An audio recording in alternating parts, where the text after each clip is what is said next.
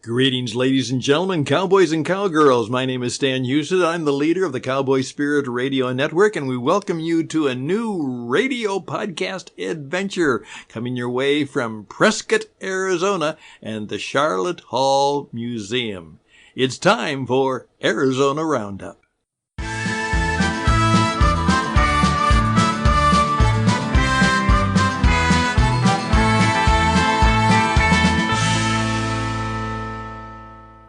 Hello, this is Stuart Rosebrook on Arizona Roundup from Sharlot Hall Museum in Prescott, Arizona. Today, my guest is Jody Drake. Jody is a Arizona native. She grew up here in Yavapai County, and she's had a long relationship with Sharlot Hall Museum, as well as the Sharlot Hall herself. Today, Jody, welcome to the show. Thank you. It's my pleasure to be here. Jody, we're here today to talk a little bit about your background growing up in Central Arizona, and also talk a little bit about your relationship with Sharlot Hall herself, a very fascinating woman and I would say probably Arizona's greatest woman in history. Really a remarkable lady that as more I learn about her, the more I realize that she is a role model for all of us as a service above self and how to serve our community and lead a strong, purposeful life. You know, that was a life well lived, if ever there was one. Remarkable woman that is ahead of our time. So, Jody, tell me a little bit about growing up here in the Prescott area in Central Arizona, and how you, I think you had quite a dynamic childhood. I did. I had a very interesting beginning. My mother is from Mare, and my father was from Chino Valley. And there was a lot of competition between those communities in the early years. And to make it even more complicated, my mother was a very devout Catholic, and my father was a Mormon. So they had some very strong differences. My father owned the Drake Rock quarries with the Hightowers, the Baker Hightower quarry. I married a man named Drake. And that had nothing to do with my father. My father was J.O. Baker. He was a stonemason, did a lot of the work around town, did the Valley National Bank across the street. And he was a remarkable man, a mountain man, an explorer. He loved finding what's behind that bend, what's over that mountain, and he gave me that so strongly in life. I have this huge curiosity for what was this, why was it here, how did they do that? And then my mother was this wonderful intellectual woman that had a heart as big as the state and was a tremendous humanitarian. She would help any stranger at any time. And she didn't like the life at the rock quarries. It was rather rugged. So when I was early, my first 6 years of life were spent at the rock quarries with him, because she was a nurse and she was taking care of a sister that had a terminal disease. So I kind of grew up a little bit feral. So let's give everybody an idea a little bit about, from Prescott, Chino Valley is due north, and is in the community of Chino Valley is a farm and ranch community. It is, and they had a great deal of water and very fertile soil. And just north of there, heading towards Ash Fork, used to be a little community called Drake. There were about maybe a dozen houses there, mostly Mexican families. The woodcutters, they had a big woodcutters camp out there, and the rock quarries, almost like a miniature ranch in the respect that they had to feed themselves. So there was always fresh game, and if a cow happened to come along that they could raise out there, they certainly did it. And it was a remarkable place to grow up because it made you very observant. There were rattlesnakes and dynamite and heavy pieces of rock that weighed tons, and so if you didn't pay attention, you wouldn't have made it. And then when it was time to go to school, back then they didn't have kindergarten, so they brought me in and enrolled me in Sacred Heart. And so Drake is along the railroad line that comes down from Ash Fork. It is. And also along that route was the Fred Harvey community, the farms that supplied fresh food for the Fred Harvey restaurants along the Santa Fe line. They were at a beautiful place called Bear Siding, and it's remarkably beautiful, all of that territory. Of course, it's fed with the Verde River, which gives it its own natural habitat of just unbelievable beauty. So you grew up with history right out the front door from the earliest memories that you have growing up in this area. Oh, absolutely. I have a soul connection with the Verde River because I spent my childhood, we had relatives that lived in Childs, which is further down the river at a power plant.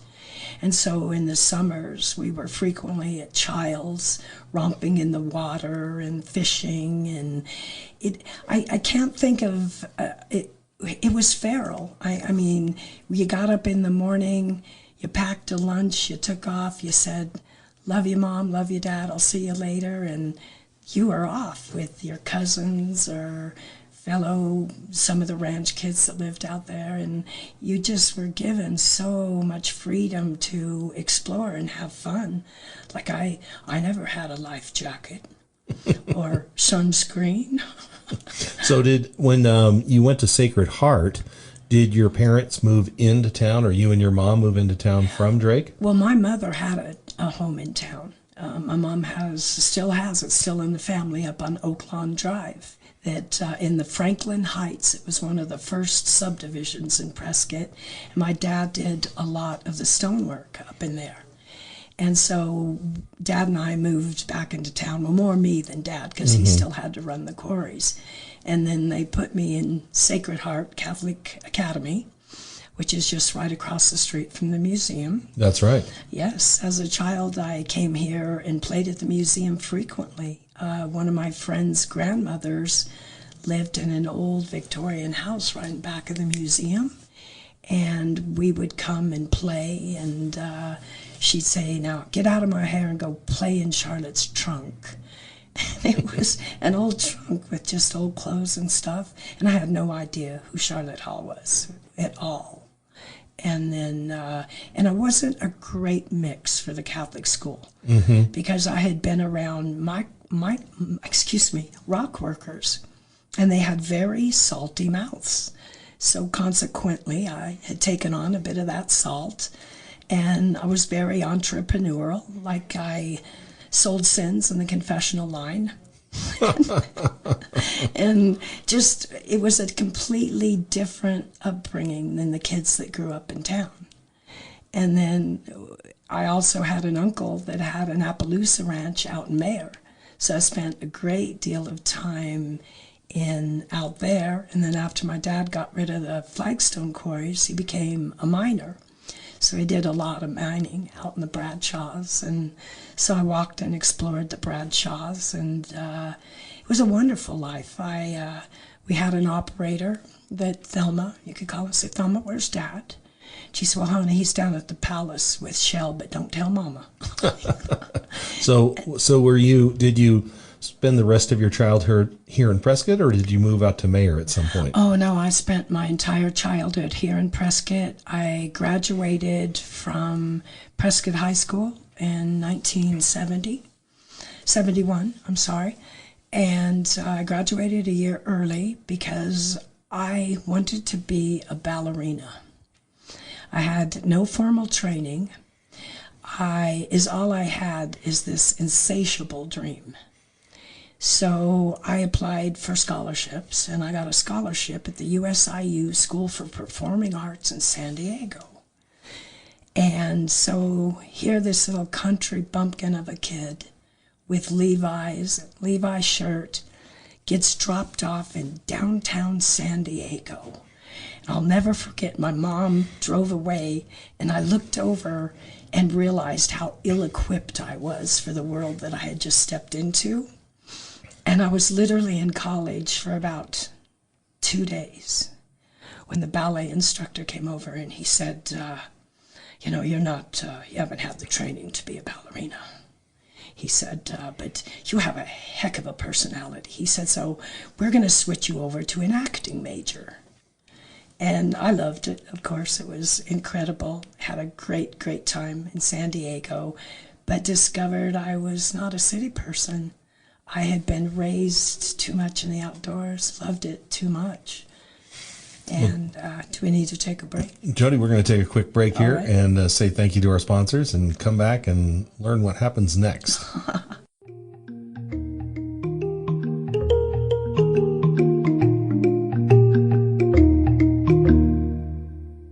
Since 1995, Helkin and Horn Ad Agency has helped local businesses stand out and succeed. From print and radio to websites and social media, their talented team crafts your brand's message and offers a plan to get it out into the community. Want results backed by 30 years of experience? Visit azadagency.com today. That's azadagency.com today. Helkin and Horn, where the slogan is Be Known.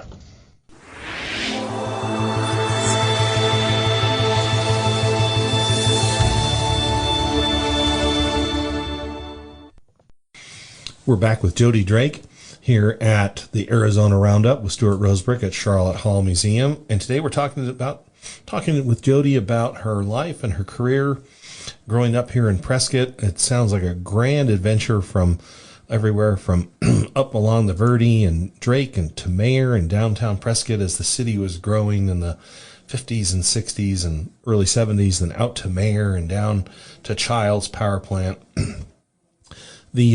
We have one thing in common, and that is this love of this land here in Central Arizona. I was very fortunate growing up. I grew up in North Hollywood, California, but at a very early age, my parents sent me out to the Orm Ranch and to stay with good friends every summer. My dad had come out to Arizona in 1945 as a 9-year-old to Orm from New York City, and he went to school there.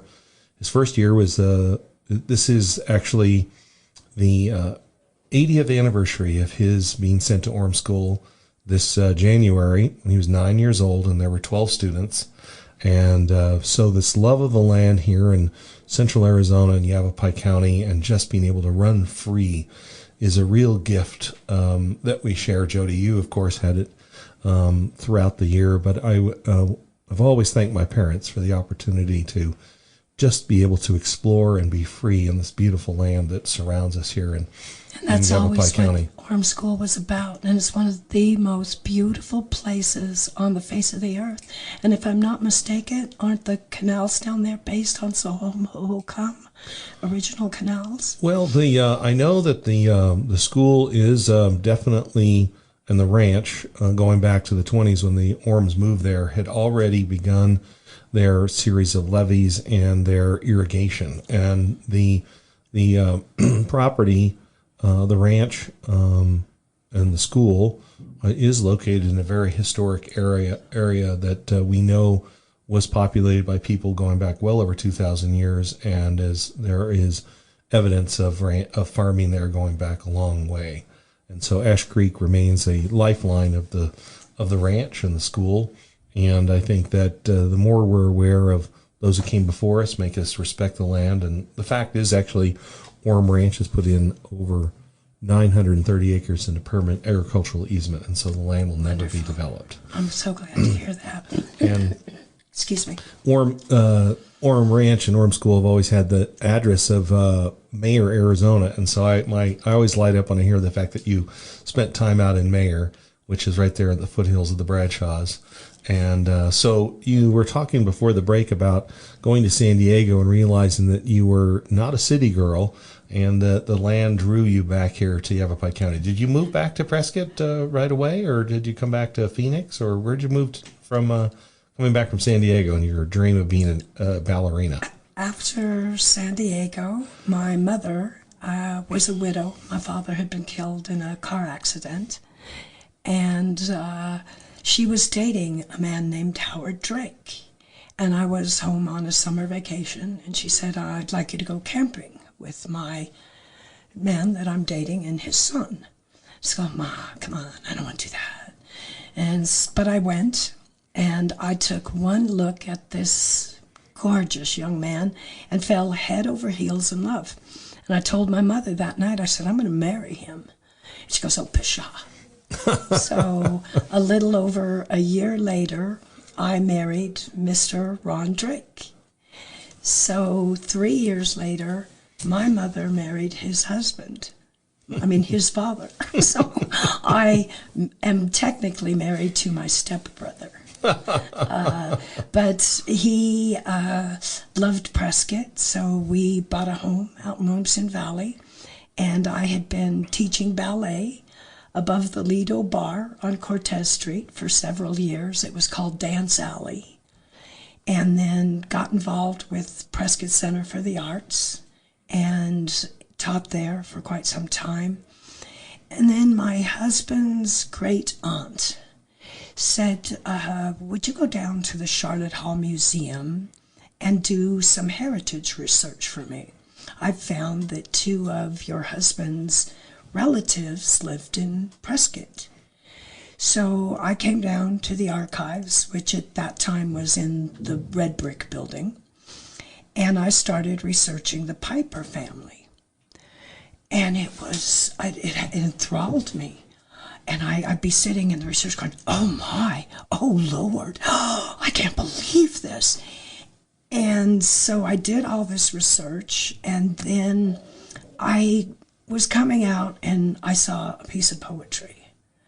And I picked up this piece of poetry, and it was by Sharlot Hall, and I fell in love with it. I thought, this is some of the deepest thinking I have ever seen a woman do as far as life in the West. And so I began to study Sharlot Hall. And then about 6 months later, Carla Burkett called me up and said, hey, Jody, Sharlot Hall Museum is building an amphitheater. Do you know anybody there? And I said, well, I kind of sort of know a guy named Warren Miller. I've met him at contra dancing. I said, so I'll go to contra dancing this upcoming week and start making friends with him.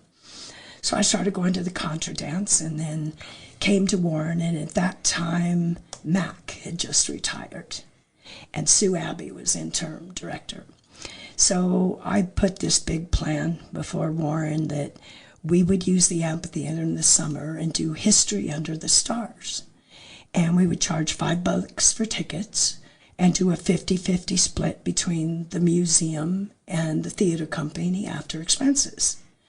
So we started doing just really, really good. And people started coming and wanting to write more history pieces. And then, Carla wrote this piece called Soul of Yesterday, which was about Charlotte moving into the mansion.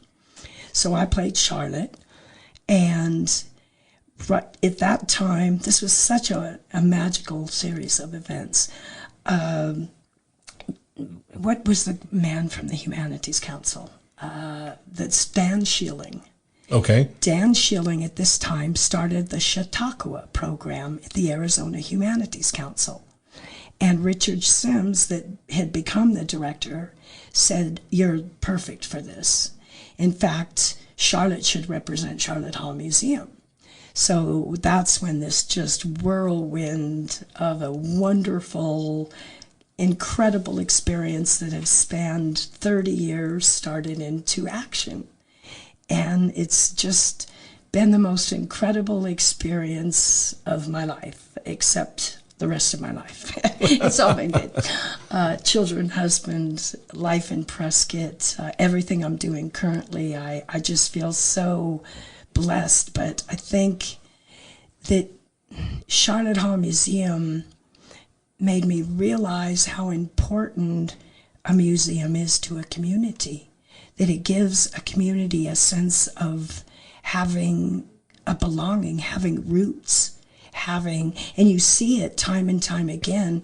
A perfect example, Drew from Western Heritage Center. He came here and he just got enthralled, and he's done incredible work. Drew Desmond. Yeah, sorry. Local historian Drew Desmond. Yeah, and then followed by so many more. I mean, there's just, now you see this incredible community of people that value what the people here in Prescott did before. And, like, especially to the children, when I go out of Sharlot Hall and I see their eyes light up, and I see them get curious. And when I used to do tours here, the first thing I do is the kids, I say, good morning. They go, good morning. I go, I can't hear you. I keep it up until they go, good morning, you know. And it's like, this place is here for you to explore. I want you to ask questions. I want you to be curious. I want you to go, how did they use that? Why did they use that? And with those things came the traveling trunks, and through a series of bizarre, I went from Blue Rose Theater to becoming curator of education, and then theater really took a back seat. I felt really bad for my theater company because they kind of had to take over, because I became enthralled with the responsibility of the education department, educating the youth of this town and making them feel like they belonged and that it was their town. That this museum, I used to say, when I die, this museum is yours. You get to own this museum. When I'm gone, it's yours. It's a state-owned museum. So you have to know about it. You have to take care of it, spread the word. And the Chautauqua program in the schools went nuts. It was, every school in town was doing Chautauqua work. One of my fondest memories is Becky Ruffner's son. He was blind, incredibly intelligent, brilliant young man. And he played George Phippen. And he paced the steps off. Louise Phippen was going to be there at the show that night. He paced the steps off to where she was going to be sitting, to where he could walk it. And he finished a painting, did his Chautauqua, and then put on Night Riders of the Sky, which is what George Phippen used to do. And then he walked over to Louise and gave her a rose. She was crying, I was crying, Richard Sims was crying. And then we began to see this tremendous impact that we have in making kids feel ownership of their community. And then they started joining the Living History program. At one time, we had a full classroom of kids. I'll never forget, we had a young teacher that showed us how to milk a black widow. Did you know there's a spider farm in Wilcox? Did not know that. Yes, they have 100,000 spiders. It's a very famous place. They supply venom. But I learned this through a child that got curious because of what she saw here at Sharlot Hall Museum. That's wonderful, Jody. Yeah. We're going to take a quick break here and thank our sponsors and come back and talk a little bit more about the importance of education in our community and Sharlot Hall herself.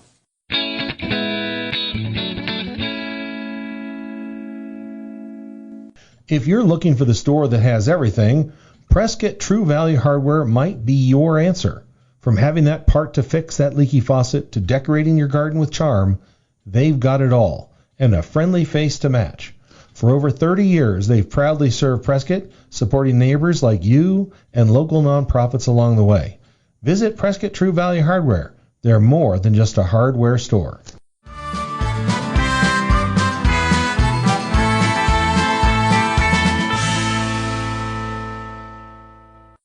This is Stuart Rosebrook at Sharlot Hall Museum, and I'm talking with Jody Drake today about education, about Sharlot Hall, about our great community of Prescott, Arizona, the importance of Sharlot Hall Museum in our community. And I wanted to ask Jody here as we, towards the end of our show, a little bit about what were some of the first aspects of Sharlot Hall's life that inspired you after you started reading about her and researching her life? Her willingness.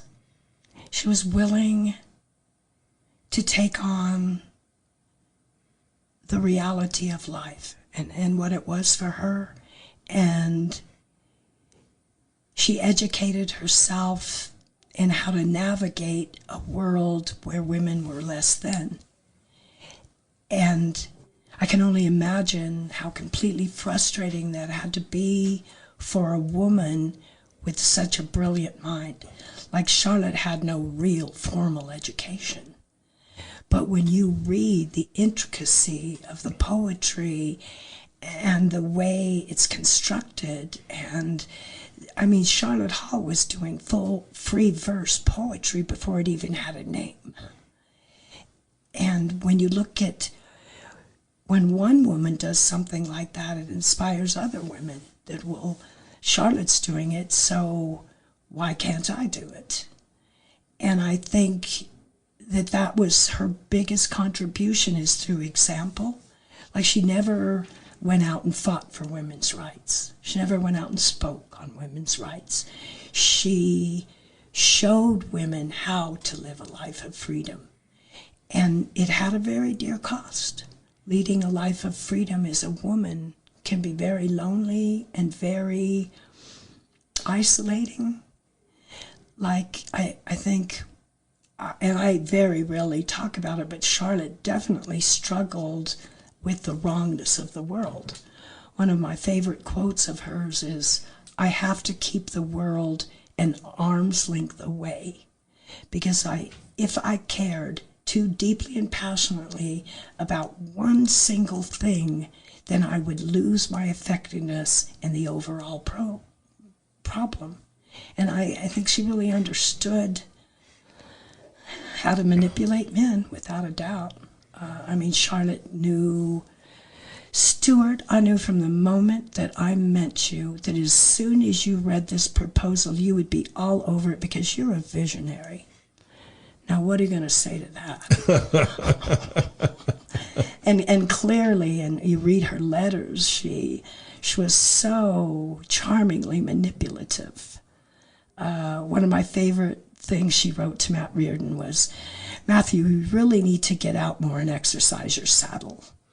And it was her way of telling him, "You're spending too much time in the office. You're losing connections with the state as the mining. You need to get out there. You need to travel. You need to see it. You cannot rule something from an office." And I think, to be honest, that's what makes you such a great director for Sharlot Hall Museum, is because you do have that passion. And that's what makes any place great, is when you've got a passion for what it represents, a passion for the changes that this institution makes every single solitary day. In the education department, every morning we started off our day, back when the state was, had not crimped us quite so severely, when there was actually 8 people in the education department. And we'd start our day with, how are we going to change Prescott today? What are we going to do today to make it a better town? Right. And we did those things daily. We did them through our festivals, our activities, our involvement in the community, our willingness to support the community. And that's what I see coming back, and it's so wonderful to watch. Well, I think that taking a page out of Sharlot Hall's life herself, I'm sure that every day, reading about her, understanding where she grew up, and her passion for living, for history, for communities, that she had to wake up every single day and say, what am I going to do today to make a difference? And I think that anyone who moves here to Prescott and becomes involved with the museum, or in the end of the nonprofit, or your community, your school, your family, your church, the opportunity to follow in Charlotte's footsteps to make a difference here in Prescott, in our greater community of Yavapai County in Arizona, is really a legacy that she led with and she left us with. And I think that every day that we come to work here at Sharlot Hall Museum, she is an inspiration for that, and how to do it better. Yeah, you can't work at this museum and be grumpy. You just walk into the grounds, and I every morning it's like, oh, universe, thank you for letting me come into this beautiful, beautiful, which Sharlot Hall Museum in itself, just the grounds are one of the finest botanical gardens in this side of the county. They're just impeccably beautiful.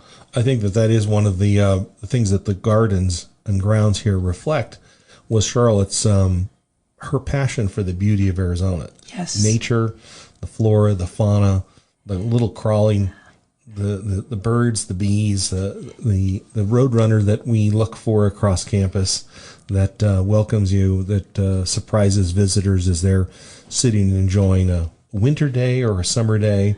I think that Charlotte would be very proud of how our grounds reflect the beauty of Arizona. I do too. Yesterday, this young man, I ran into him on the sidewalk, and he said, "Aren't you that ghost?" And I said, "Excuse me?" He said, "You're that ghost, Sharlot Hall." And I realized what he was talking about. We used to do a series of civic-minded commercials as Sharlot Hall with the city of Prescott. Like somebody would drop a piece of trash, and Charlotte would appear and go, "You really don't want to do that, do you?" And then they'd pick up the trash, and I would pop out. And I would just like pop in with people doing things. And but he reminded me, he goes, "I loved those commercials. It made me think twice about throwing garbage down." And then I realized it's what keeps people from doing that is they have pride. Once they are proud of something, they don't want to see it injured. Right. Like, yeah. And I think that's why all of our murals have never been messed with. That's right. There's a lot of community pride here in Prescott for its history and heritage. I think that the responsibility we have at Sharlot Hall Museum is to enhance that, to inspire it, not only to inspire all our new residents, our current residents who haven't visited the museum recently, but also to inspire the next generation to be responsible. Yes, they may go out and make their own history. That's right. Yeah. That's right. And keep our Western history and our culture alive for the next generation. That's what makes me so proud when I run into kids that I taught as kids, and they're introducing me to their kids and telling their kids about how much fun they had at Sharlot Hall Museum. And it's one of my favorite things. Jody, if I put you on the spot here, would you share a few stanzas or a few lines from a poem of Charlotte's that's a favorite of yours?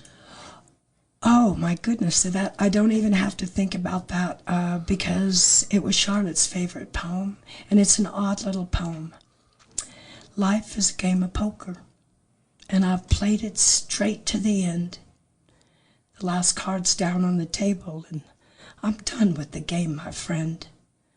But the fire in my blood, it flickers like a guttering candle light when the talent turns to greasy tears and the wind whips in from the night. The deck was stacked by the dealer before he would let me in. The cards were marked and I knew it. There was never a chance to win. But I played the game to its finish. Hands folded, but lips still smile, because the dealer will understand. Wow. Yeah, isn't that just like... Oh. That is beautiful. And the older I get, the more it means. When I first started Charlotte, I had no idea of the depth of the poem. Right. Now it's like, okay, the towels turn into greasy tears. Yeah. Well, Jody, thank you so much for your time today. You're very We're going to have you back here very soon, and we're going to have a full show just about Sharlot Hall herself. That sounds wonderful. Thank you, Jody. Thank you, Stuart.